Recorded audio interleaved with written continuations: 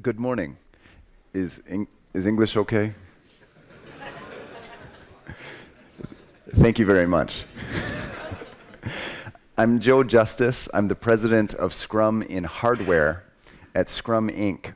I work directly with Dr. Jeff Sutherland, the creator, the inventor of Scrum, the co-creator and the inventor of Scrum. I own a automotive manufacturing company. It's a casual, hobby, small company, but very global. We manufacture cars in 23 countries, however, in very small volumes. It's a small company, but highly global. I'm the author of the Extreme Manufacturing Methods, which are methods to use Agile and Scrum across an entire business. It's become famous for using Agile and Scrum in hard goods manufacturing, like cars or petrochemicals, satellites, airplanes. We've docked with the International Space Station using Scrum. Depending on where you get your news, we may know each other. I've been written up in Forbes 5 times. I'm lucky enough to have guest lectured at Oxford University in England and MIT and Harvard in the United States. I've had the opportunity to give a TEDx talk. Now, remember, not TED, TEDx, the beginning series.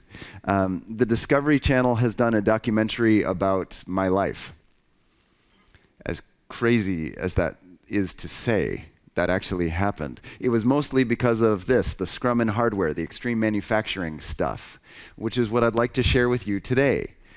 What type of requirements allow really flexible innovation in highly global, capital-intensive products and production?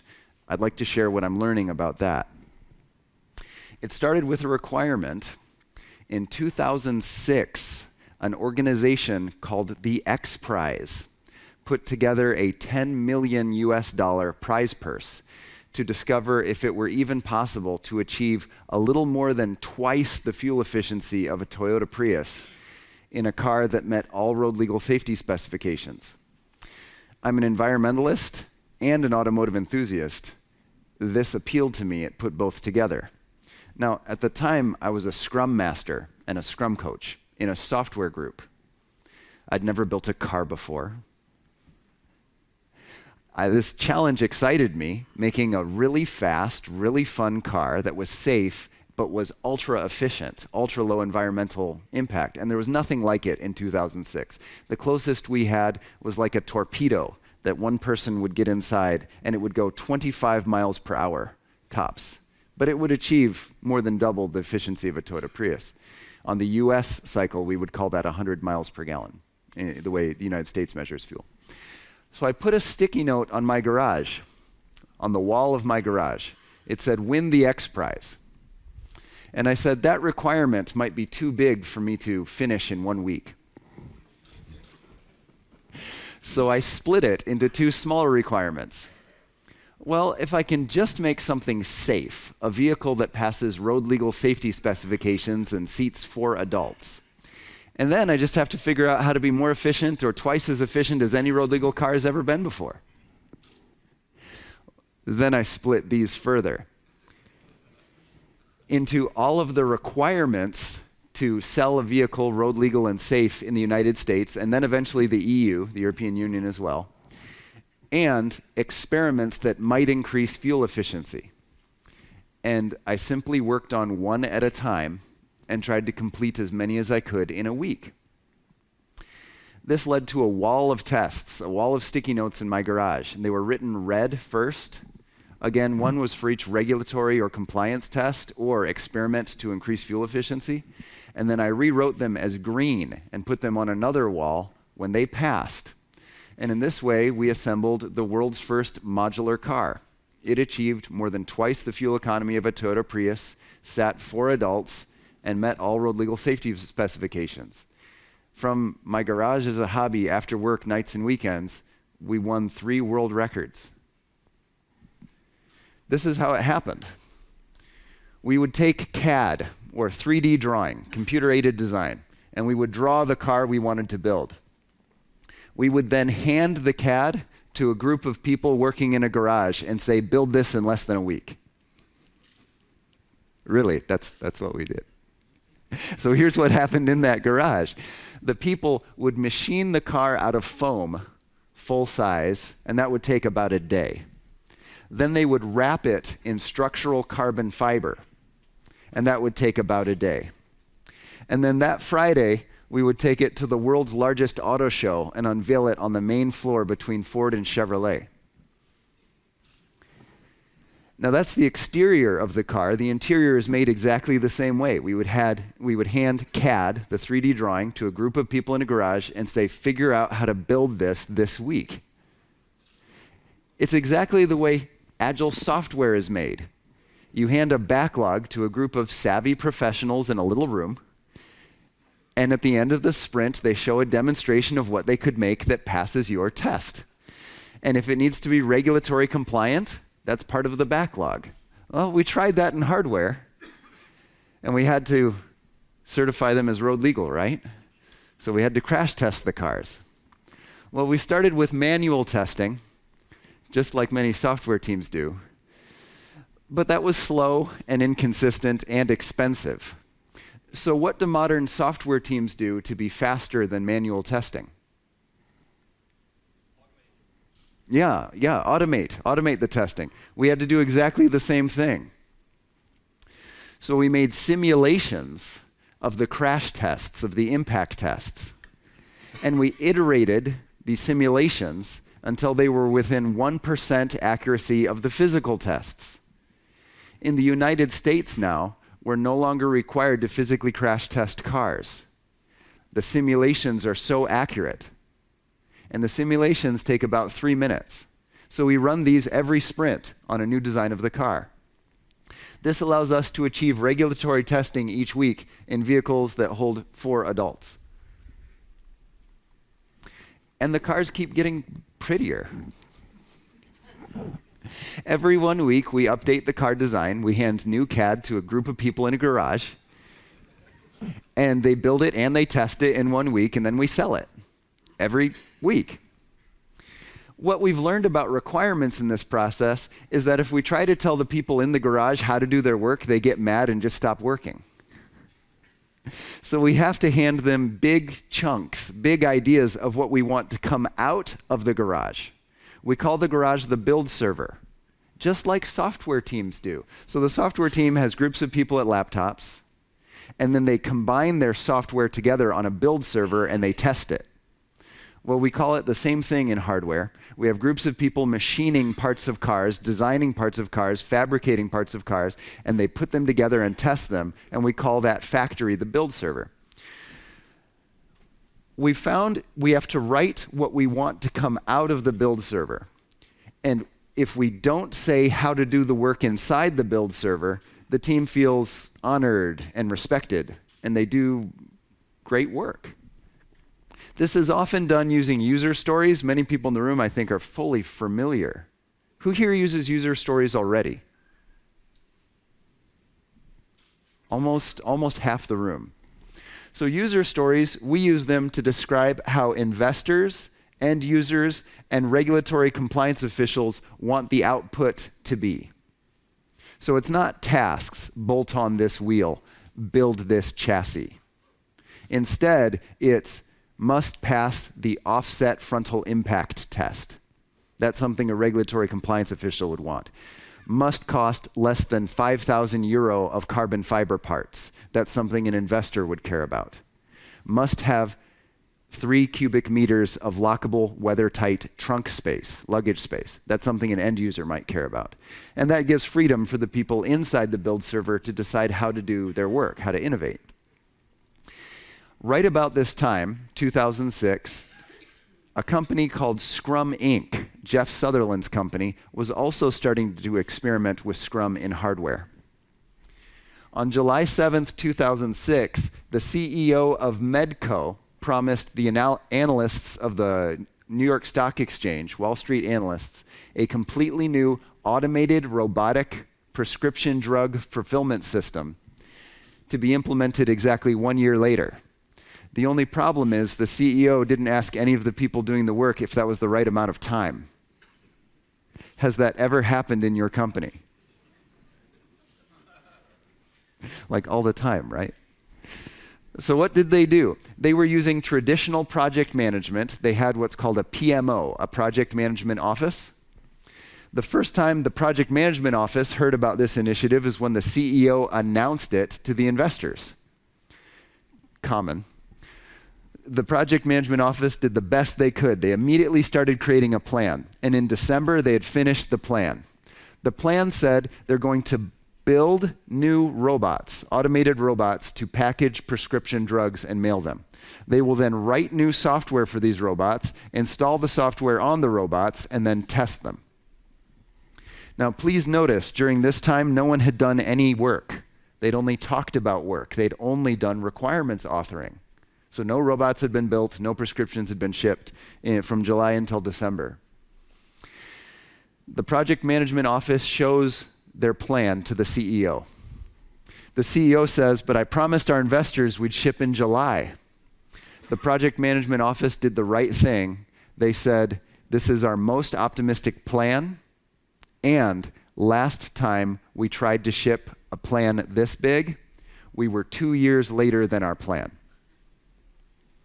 The CEO said, our company is so highly leveraged, if we don't ship on July 7th, our investors may lose confidence and we might lose the company. The VP of engineering said, in my last company, we used something called Scrum, and we got twice the work in half the time. The board met and decided they didn't know any other alternative. They would try Scrum. They flew Scrum Incorporated into Medco. Scrum Incorporated arrives, it's December. The CEO says, great, we're Scrum now. When are we going to ship? At this point in the story, what's the honest answer Scrum Inc. can give? We don't know. But we can know. We hand this plan to the people actually doing the work. Now, this plan was traditional requirements authoring, where it says, build to these 3 pharmacies, build these robots, install this software, test this software, plan, build, analyze, test, plan, analyze, build, test, deploy. We hand these documents to the people doing the work, and they rewrite them in sticky notes, in Post-it notes, 1 row for each team. And in a room a little larger than this, 100 teams got together and put a row for each team in sticky notes, 100 rows of what they would do. We then asked them, what was the last project you actually shipped to market? And they told us. We said, let's call that 100 points. The last piece of work you actually got done, big project you actually got done as a company. Let's call that 100 points. If that project were 100 points, how many points is this project? And they said, well, it's about 10 times as big. It's about 1,000 points. Now we had a reference. They say they have about 1,000 points of work, and all 100 teams, in 3 weeks, they measured they were each completing 60 points per week across all 100 teams. There are now 880 points remaining. They're trending to ship in December. The CEO says, this is fantastic. I've never had such an evidence-based trend of when we're actually going to release our product before. The only problem is it misses the delivery deadline and we might lose the company. Now, the company's using Scrum, right? All the folks that had been writing the requirements documents are now joining the Scrum teams.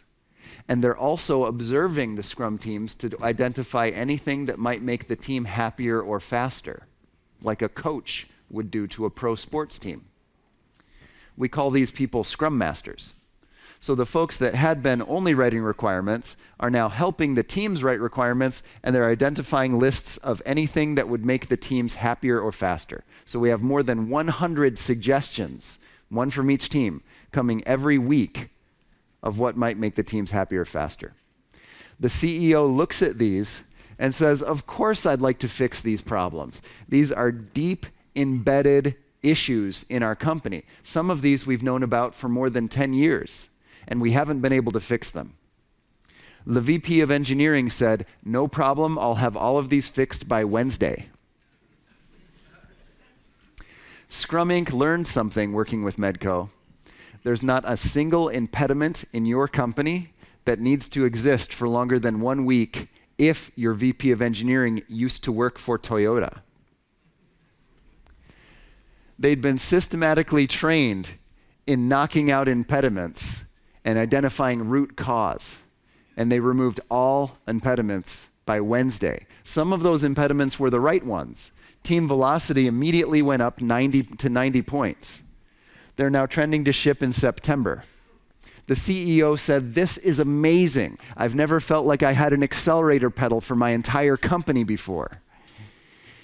But we're trending to miss the July deadline and we might lose the company. Now, each of these teams, 100 teams, are using Scrum. They have a Scrum Master who's helping the team create requirements and helping the team identify anything that would make them happier or faster. Each team also has someone called a product owner. The product owner is the only one allowed to prioritize what the team will work on. The product owners say, we're only going to get 550 points done by July. Which 550 points do we want? They bring the list of everything they could do to the CEO. The CEO says, there's nothing here that I didn't promise our investors. We can't cut any scope. There's no scope to cut. I promised all of this to our investors. The development team members, the people doing the work, they had an idea. Each of these 1-week sprints, they actually delivered something. So in the first week, they installed one robot in a warehouse, and the robot could ship one prescription to a very small group of customers. In the second sprint, that robot could ship 2 types of prescriptions to a slightly larger group of customers. At the end of the third week, there were 2 robots shipping several types of prescriptions to a fairly large group of customers. And now they had multiple robots shipping to many customer types. They had learned by delivery from the first week. They use an agile method, so they actually ship a small thing at the end of every sprint. By delivering, they'd realized that not all 3 of the company's warehouses were the same. The teams doing the work said, our original plan said all 3 of our robotic warehouses are identical. By delivering, we've realized one of them is very different. Much of our time is spent accommodating the differences between our automated warehouses. What if we focus on just one warehouse and get it working? That's about 550 points. Maybe we can get that done by July. They say this plan to their product owners. The product owners bring the team members to meet with the CEO in a meeting called the Meta Scrum. It's how many Scrum teams work together across a large company. The teams explain the plan. The CEO says that will work. Not only will we ship all required scope by July, we think, but our investors will gain confidence. They'll see we have 2 other warehouses running the legacy system, and we can fail back to the legacy system if there's a problem with the new system. They'll see it as a risk mitigation. They shipped to 1 warehouse, 550 points. They did ship on time. Medco stock price doubled. They sold the company for $29 billion. What I'd like to illustrate here is when the CEO is setting requirements as a product owner, sometimes it's a really good idea that's worth a lot of money. But if the CEO doesn't have empirical feedback of when the teams are actually going to ship, it doesn't matter. They won't ship. The company will fail.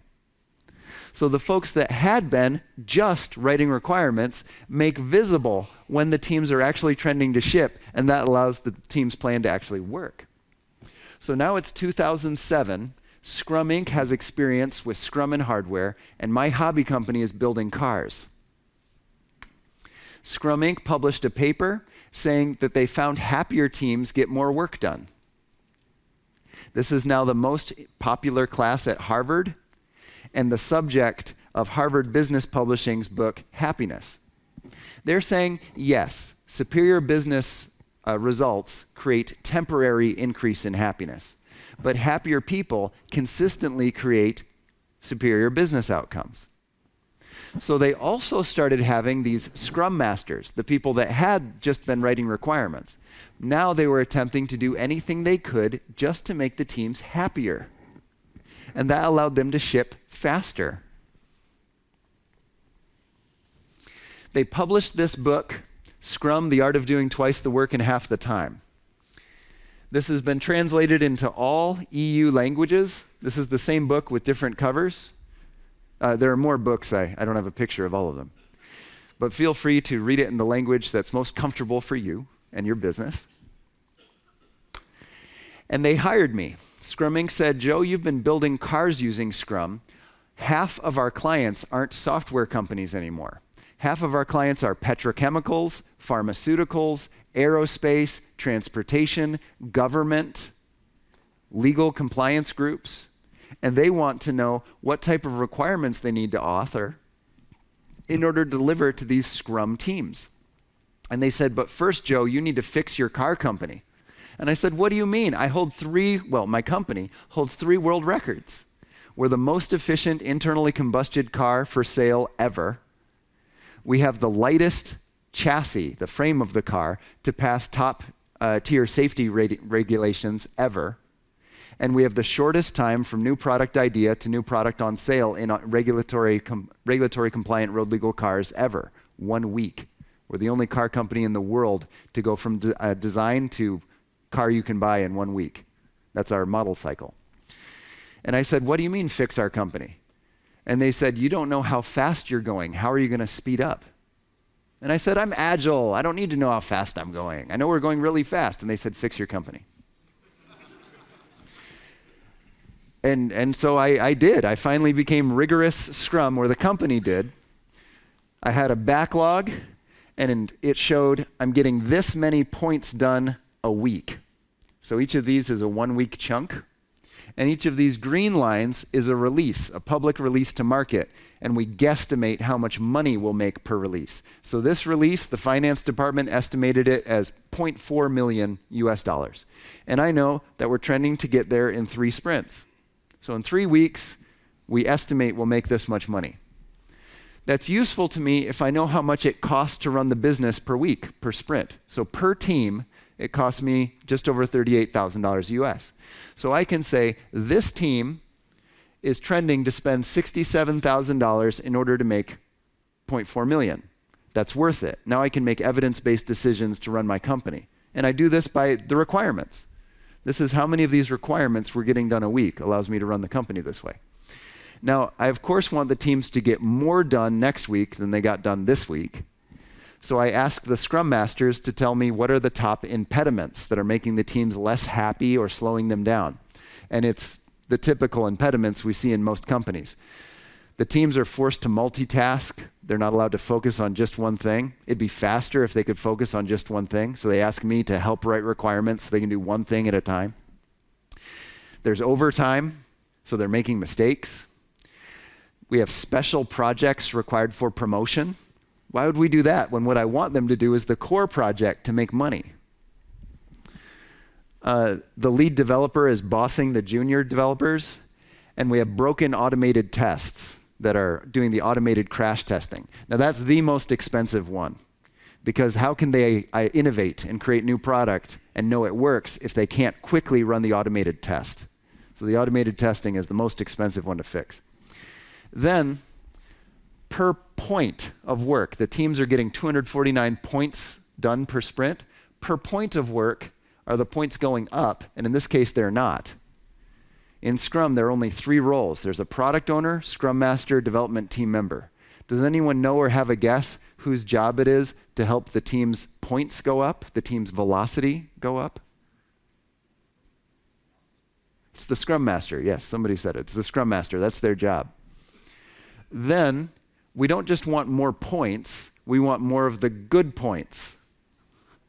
We want the points that make the most money. There's product owner, Scrum Master, development team member in Scrum. Which one is responsible for prioritizing the highest business value next? Yeah, it's our product owner. So I bonus my product owners on, is the money we make per point going up? So not only are we getting more points done, but is the value per point going up to the company? That means, are they actually prioritizing the highest business value thing next? Then, is the team happiness going up, or at least not descending? Because if it's descending, people are going to quit. Who's responsible for team happiness? Product owner, Scrum Master, or development team member? Everyone's involved but the Scrum Master. That's their job in Scrum. Then I need to know how many defects are found in field. How many bugs do we have in our cars? Currently it's 6. Whose job is it to remove the defects by the end of the sprint? Product owner, Scrum Master, development team member. Whose job is it to keep quality high? The team, the development team. That's their job. So with this dashboard, I run a company in 23 countries. Now, when I start working with my own company and then other companies like BMW and Daimler and Bros and CWS Boko, TCAN in Switzerland, Saab Defense in Sweden, they often say our suppliers can't make product in less than a week. How are we going to be agile? Interestingly, most suppliers, well, I shouldn't say most suppliers. Interestingly, for each type of good, there's a supplier that will ship in less than a week. So I have to travel with this list to say, here are suppliers that will work with you in a week. So your team can design a new product in hardware in that week and then have new supplier components arrive that week. We can do this in plastics, metallics, composites, the entire ecosystem, electronics. 3D printing of structural composites is one of the methods. This is the Mark Forged machine. We also use the Cincinnati BAM, Big Area Additive Manufacturing Machine. That's this here. It allows you to structurally print in carbon fiber an entire car at a time. So the team can design something on Monday, test it on Tuesday, make a new rev on Wednesday, test it on Thursday, ship to public market on Friday. This allowed my car company to go into small volume production. So instead of having each team make one car at a time, each team now owns an assembly line. And we're doing small batch manufacturing. And we said to ourselves, well, in software, one assembly line at a time would be really slow. That would be like a i286 processor. We can do much better than one assembly line at a time. What if we structured our manufacturing floor to look more like a modern computer processor?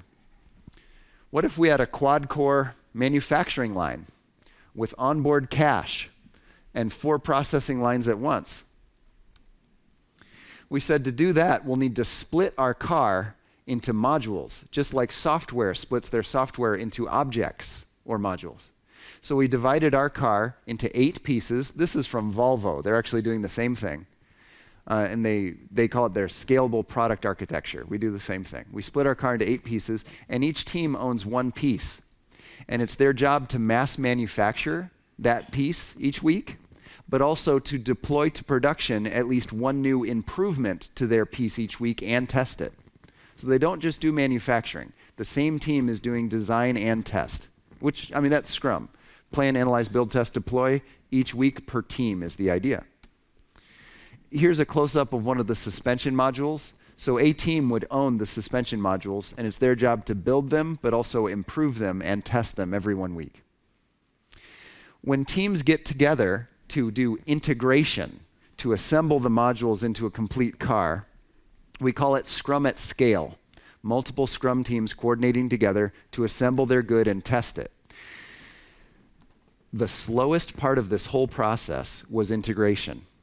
When teams came together to plug in their pieces and it didn't fit, they'd blame each other. Well, your piece didn't fit my piece. Well, your piece didn't fit my piece. And it would just go slowly. To solve this, we said each team doesn't get to call their part done until they've attached it and tested it as part of the entire solution. So the teams own their own integration, which is exactly what we're seeing in really fast software teams now. That solved the problem. Now this goes so fast that teams need to wear colored shirts so they know who's on their team and who's not. It's a blur. We build a new car every 28 minutes. And when I say a new car, I mean a new designed car. every 28 minutes. Tesla is about to blow us away, though. Tesla is famous for deploying an enabling technology, but not using it yet. Does anyone remember when Tesla announced all Tesla cars would have Wi-Fi all the time? They'd all be online all the time. And we said, why? We already have the internet in your phone. You can browse the internet when you're parked. Why would you want that? But that's all. All Tesla said is all of our cars are online all the time. Then later, months later, they started doing over-the-air automatic hot fixes to their software and enabling things like autopilot. And all of us were shocked. That's why you had Wi-Fi in there? So you could have automatic deployed hot fixes without having to bring the car in for service? Oh, now we get it. And now we have autonomous cars. I was there with Jeff Sutherland when his Tesla, he has 4 Teslas, got the autopilot update. And he told his car to go park itself, and it did. And that was a software update that happened overnight without him doing anything. Well, Tesla's done it again.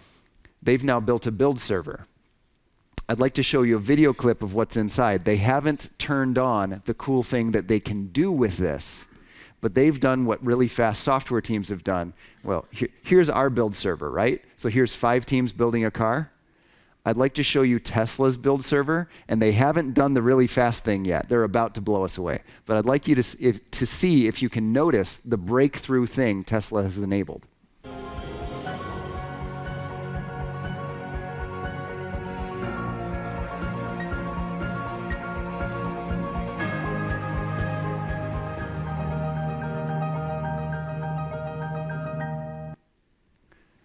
Did anybody maybe catch it?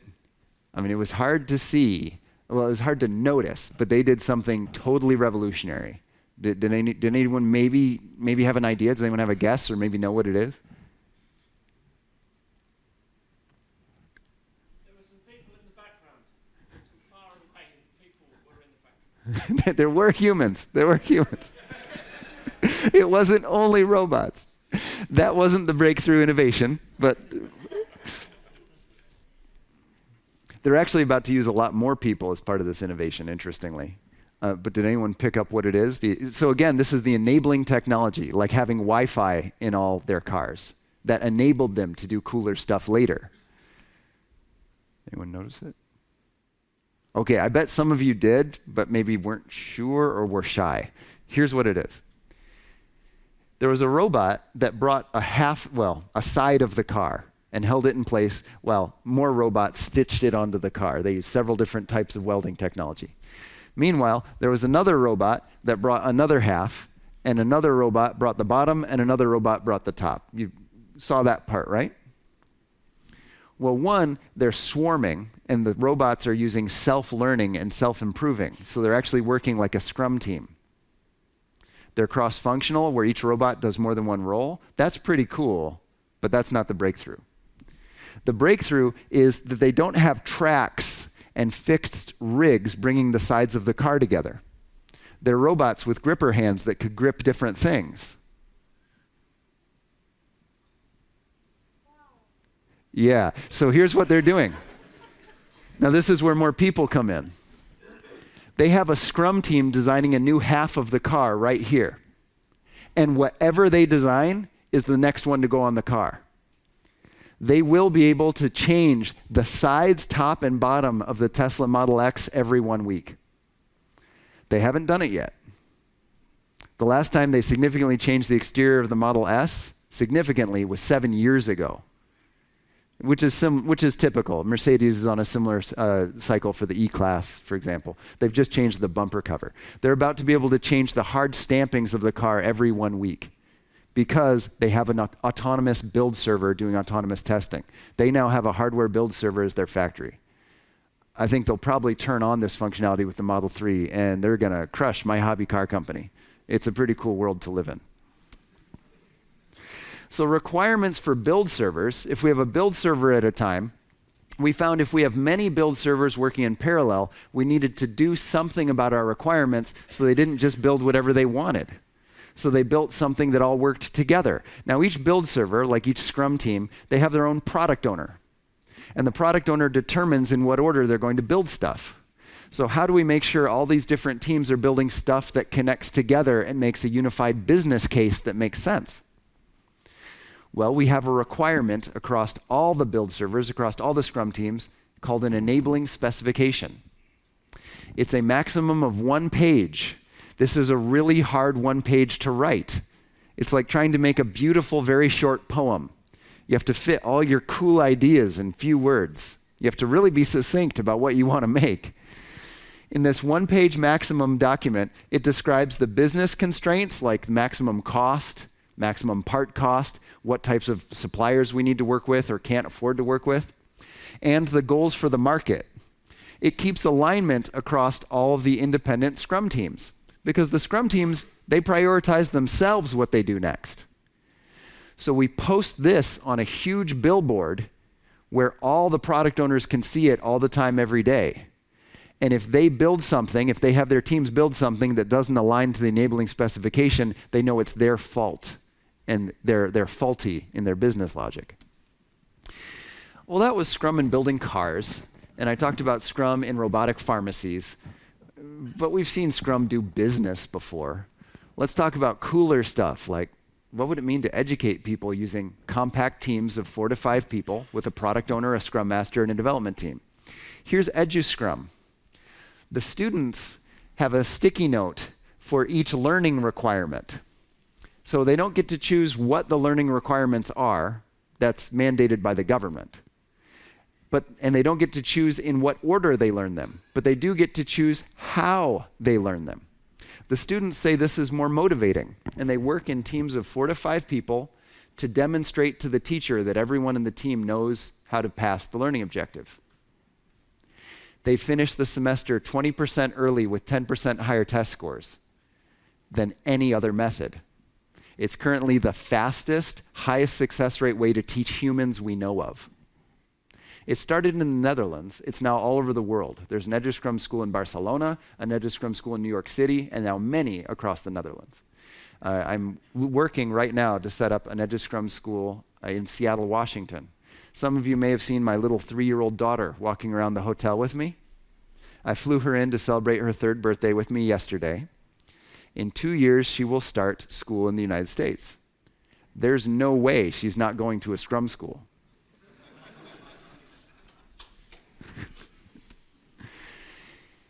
Government is taking this on. The government of Estonia used Scrum to rewrite their constitution in 2 weeks. In the United States, in my state, Washington, they run the government using Scrum. They asked me to present to the state legislature the Scrum bill.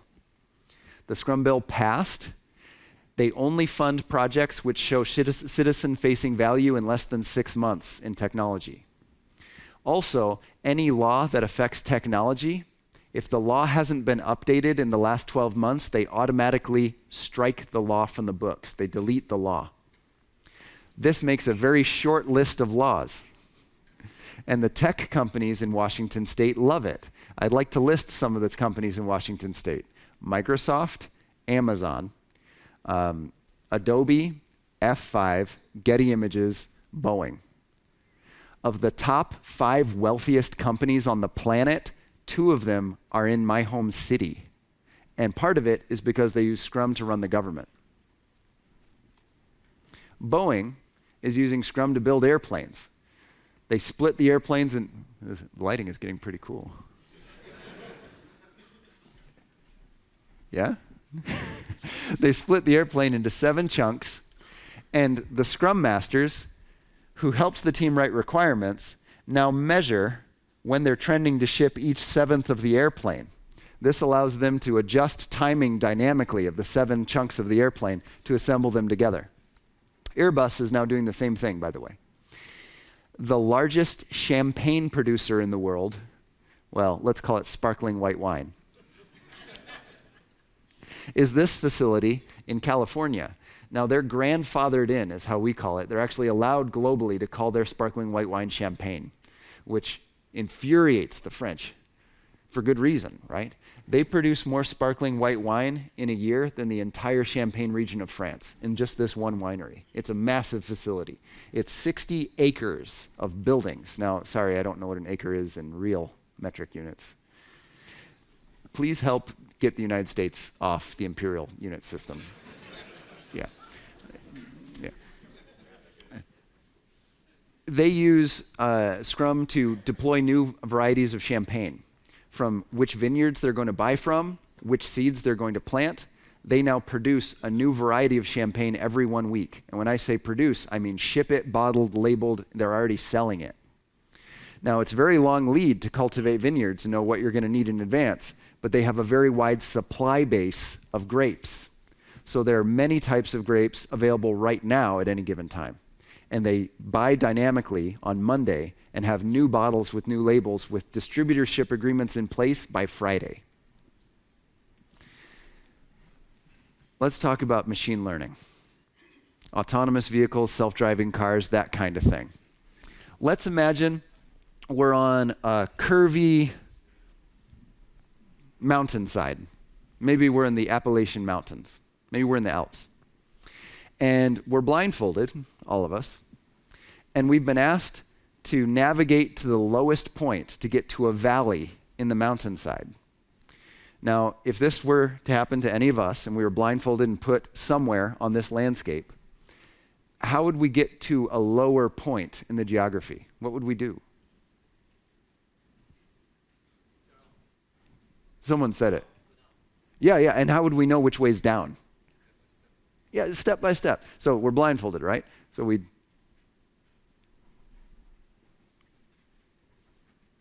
feel our way down, yeah? Let's say we get to a valley, but what would be the problem of this system? What would prevent us from getting to the absolute lowest point using this method? A local minimum, a local valley. So this is how autonomous vehicles navigate. This is how autonomous factories do self-learning. This is also how Scrum teams speed themselves up, whether they're humans or robots. They say, how fast are we going this week, this sprint? What would we change to go faster or be happier? And they measure. But what happens if they have a local minimum, a local valley, but there's a lower valley somewhere else, but they'd have to go up to get to that valley? Well, how cars recognize pedestrians better, or road signs or temporary construction signs better, is by rebooting the system. They randomly start 7 people on 7 points of the landscape, and they say who got lowest. And they do this multiple times, and aggregating which has the lowest error. So this is a formula saying how well do we recognize temporary road signs for construction, so the car can navigate around a bridge that's being repaired, for example. At this point, the algorithm has high error. It's making a lot of mistakes. But we don't want to get stuck here in a local minimum or here in a local minimum, so we rerun the algorithm many times to find the lowest error part of the algorithm that it now is more accurate than a human driver. Scrum teams do exactly the same thing. That means they need a requirement to figure out how to be happier and faster each sprint. Now, it also means they can't be required how to do their work, because they're going to change how they do their work every 1 week to improve themselves, just like machine learning does. So how would you write a requirement for machine learning to allow the system to change the way it works every week, but to have consistent product output in terms of quality? How would you write that?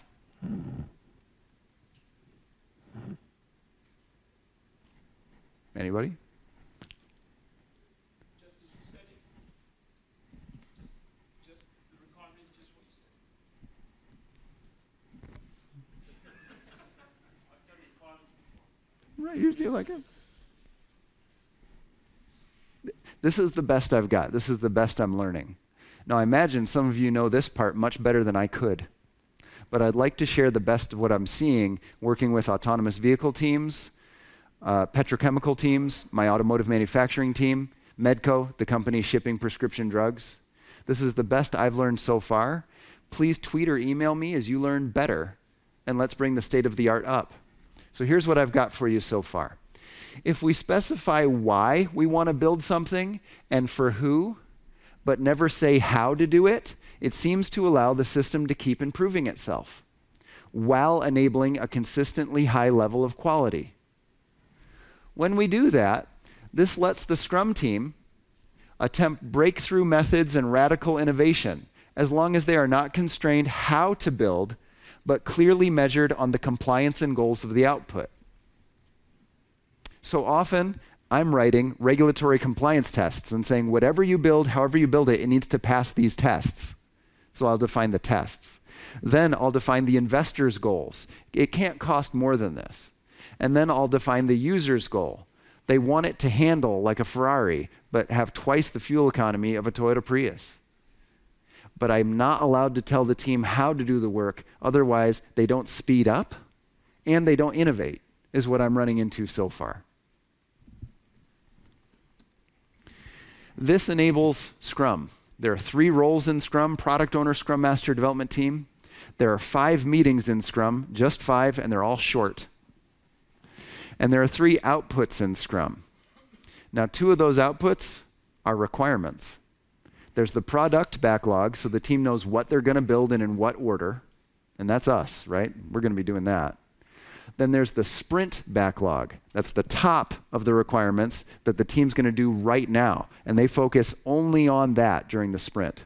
It's like, how do you eat an elephant? One piece at a time. So the sprint backlog is the top piece of the product backlog they focus on.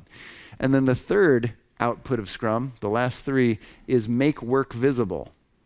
That's lean visual management. So that's our lean initiative already, which is just fine. Huge billboard saying, here's what we're getting done and why. Notice that of all of the 11 laws of Scrum, and this is it, there's only 11 laws to Scrum, 2 of them are just requirements: product backlog, sprint backlog. It's that important. It's more of what Scrum is than anything else. Folks, we get to run a class on how this happens here tomorrow with Hood Group. I had the pleasure of meeting with Hood Group at the Agile Automotive Conference in October last year, where we worked with the Agile leaders at Daimler, Porsche, BMW, Conti, Bros, Ford Europe, Volkswagen, and others. And they're all attempting to do this across their businesses in one group or another right now. Bosch is currently the leader in this space, attempting to apply agility, Scrum specifically, across the entire company, 100,000 employees. And we met there with the Bosch Agile leaders as well. It looks like that's the move across all of automotive. And I'm lucky enough to be working with all those companies, training their Scrum teams. If you'd like to learn how I do that, I'll be doing that tomorrow and the next day here, Thursday and Friday. You'd speak to Rupert or any of the Hood Group members about that. Folks, with that, I'd like to thank you very much for spending the morning with me and find out if you have any questions.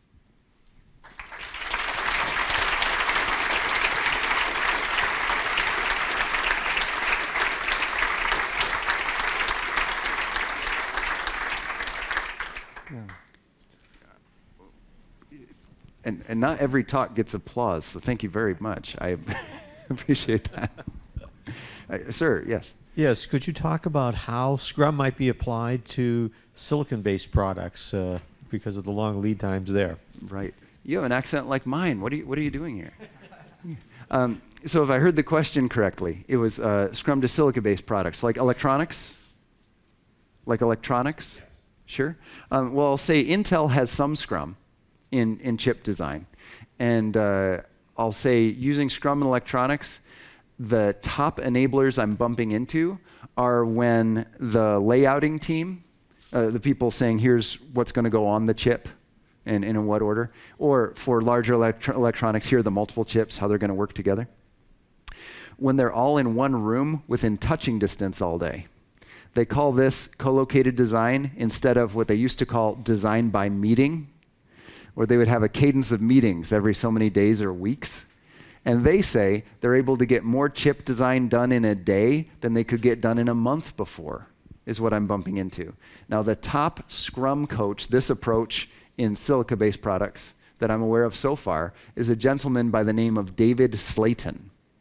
David came out of Tate Radio, making radio systems, encrypted radio for military, groups. And so they're base stations and then also handheld units, the entire electronic package, but including the circuitry inside, doing that with Scrum. They took a 2.5-year new product cycle, the radio base station, the military radio base station, and they delivered it in 5 days. They started on Monday, they shipped it on Friday. Now to do that in the same room, they had all of the people designed, all the people required to make a new plastic housing design and then machine a new plastic housing mold and then inject the plastics all in one room. It was only 3 people, I think, doing that part. Then all the folks doing the circuit board layouting, the supply chain management. They had a pick and place CNC machine in their room so they could actually build prototypes and test. Then they even had the people that cut out the foam, put the radio in it, and tape the box shut in the room.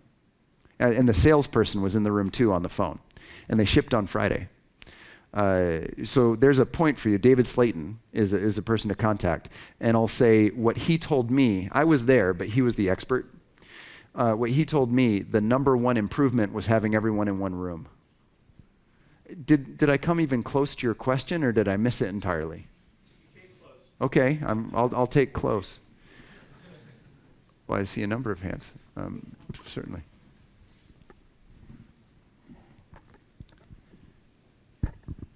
Yeah, thank you very much for the talk, Michael Jastrom. So you already hinted on it with assembly, but one of the biggest challenges I see is dealing with interfaces, both hardware, software, and especially the dynamic aspects of things working together. It's one thing to mount something together, another thing for it to actually work. So which part of that's the question? Oh. The question is, how do you deal with interfaces? Okay, how do you deal with interfaces? Perfect, and thank you for the story around it too. In the class tomorrow, we'll be spending a chunk of time on it because it's critical to your point. Here's the best of what I'm learning so far, is if every time the interfaces change, it affects all the teams, right? No matter what piece they're working on. So we have to have rigorous Scrum at scale before we can change interfaces.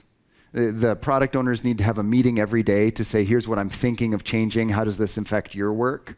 And they decide together, and they all compare backlogs across the teams, and then they can vote if they want to change interface or not. And they can change interface as often as once a sprint. So very often, much more often than most companies do right now. But only if they have excellent Scrum at scale first. Otherwise, the company, another group is still building to the previous interface, they get out of sync.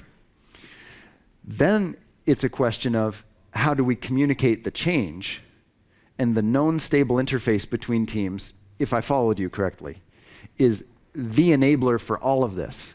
None of what I'm talking about right now would work if we didn't have a known stable interface between teams.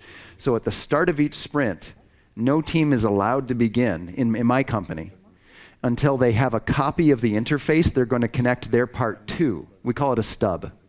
Now, if we typically in our cars, we take the last car we made, well, the last version, and we have its interface exposed, so when they plug theirs in, they can test it with the last car. Meanwhile, every other team is making new parts too, and we plug it into the interface. But even when it was the very first car, we had a big foam car with the interface made out of aluminum, so we could plug in and then see how it fit with all the other, we could see it even though the rest of the car didn't drive yet in the beginning, right? So we have an interface for every team before they begin the sprint. And they're not allowed to start until they get that interface. And they're not allowed to call anything done until not only does it connect to that interface, but it connects to what the other teams were building as well. That's the integration piece. And they can renegotiate interfaces as often as once a sprint, but only if they have excellent Scrum at scale set up. The interfaces are also where most of our testing is done. Heat flow testing, data testing, torque, strength testing, finite element analysis, computational fluid dynamics determines the interface. So in software, interfaces are, I'll say, easier. It's just data. And we know how complex that is, and it's just data. Well, we have to add also heat exchange then and stress. But then that's it. That's our complete interface. Did I come anywhere near your question? Okay. Now, there were a few more hands with, oh, awesome. Yes, please. You described that if you want, you can really do anything in a week. My question is, from your experience, if you transform a company, would you have to select the people who are able to do this, or would you say you are able to take everybody with you? I'm glad you asked. It's an important question that many big companies are asking right now. Like ING Bank in the Netherlands is going all agile, and they're saying, is that just with some of our company, or is it with everyone, right? I'll try to answer this the best I know. One is everybody. That's one way of answering it. Take everybody with you. But the second part is, how do you actually do that? Because not everyone's excited, especially in the beginning when they don't really know what it is, right? At some point, this was brand new to all of us. And so for someone in our company, it's brand new right now, so they're probably not that excited yet, right? To begin, the best of what I've seen so far is to say, who's excited about this? And maybe have a presentation like this, is how John Deere, the tractor company in the United States, that's how they started. They had me come in and do a presentation like this, and with their executives. Now they're a huge company, so they had a room bigger than this of just executives. Yeah. And then they had me go to 3 dinners every night for a week. And in the first dinner, I would have the appetizer with a group of executives, 4 executives. And then the next would be 4 different executives, and I would have the main course. And then the next one, it'd be 4 different executives, and I'd have dessert. And we'd do that, so we'd have dinner dating, right? To have them ask questions about what's this Scrum thing. Then, whoever was most excited, they trained everyone. And they went through the class we're doing tomorrow. It was exactly the same class. And then they started. Well, they sped up, right? Like you were saying, everything in 1 week. It really looks like that. So they sped up. So the people that came before them in the company and the people that came after them in the company started complaining. Why are you asking for this? You usually want it once every 2 years. Now you want a little bit of it every week? Would you stop pestering me? And the other group saying, you're done already? I'm not ready for you. You're making me look bad. So then they said, well, we need to figure this out too. Then they would go to training and spin up. And in that way, it did eventually become the entire company each time. So to try to be complete is, yes, I would say take everyone with us, the best I know. I would say start with whoever's excited. And to get people excited, they need to at least know what it is. So a book, maybe the book I showed, something like that. Scrum, the Art of Doing Twice the Work in Half the Time. Did that help? Nearly. Oh, what did I miss? Did you say nearly? Oh, nearly, yeah. So I think It's a mentality thing. So do you really end up that everybody is convinced? I was interviewing the head of structures at Saab Defense, making jet fighters, a month ago. And I'll be spending, in April, I'll be working with the teams there on site. And they say, yes, it's everyone, from the board of advisors all the way to the bottom. And they make very complex products. So, yes. Was there another question? so. One last question. Oh. Jonathan Klaassen, the automobile industry has quite a lot of normative demands like Automotive SPICE or ISO 26262. So what are your experiences with the Scrum process to be compliant and to, at the end, fulfill all the requested work products and the traceability and the documentation? The traceability requirements, well, let me see if I follow.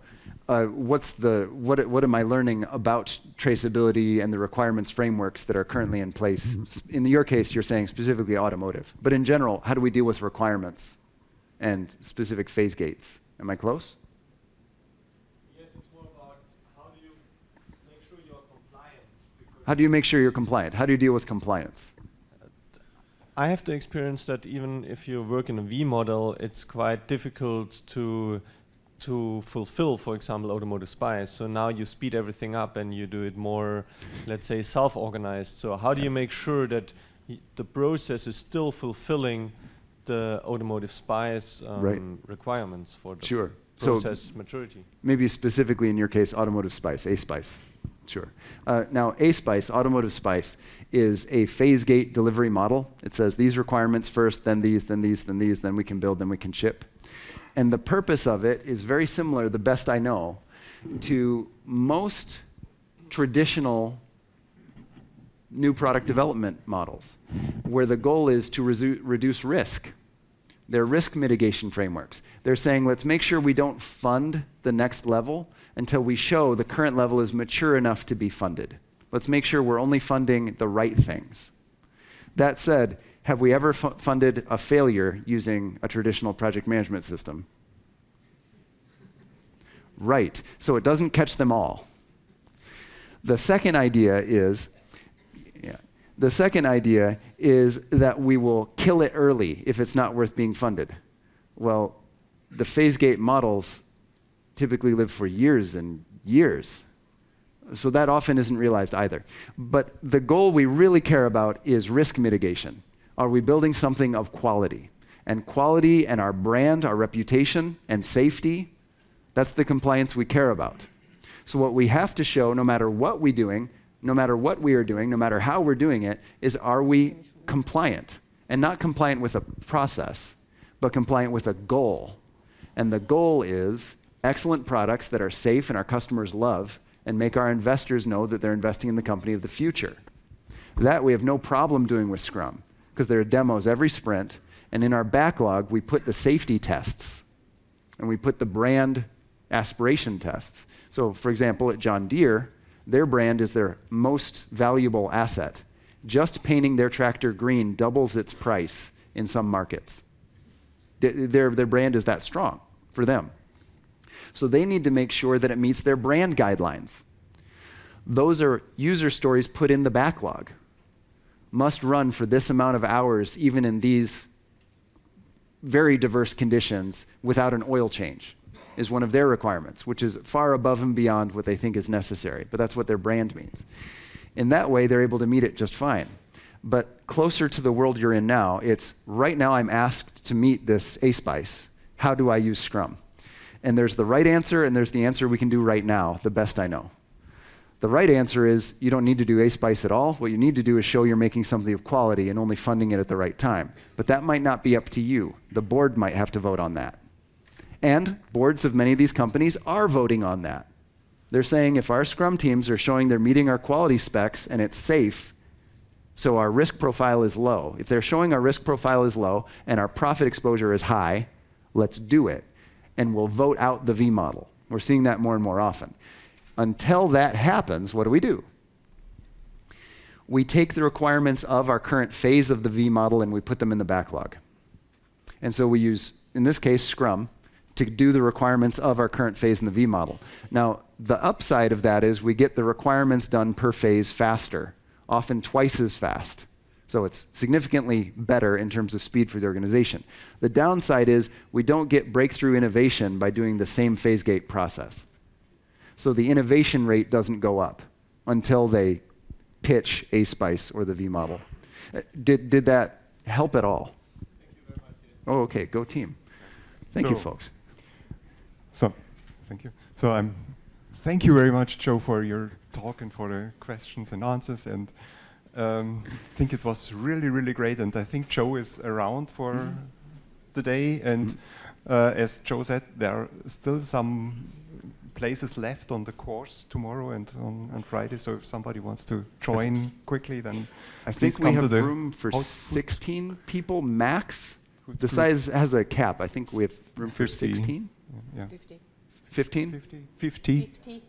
Right. 50 total. Right, and I think there's 34. So, but there's still room. So thank you very much. And thank you.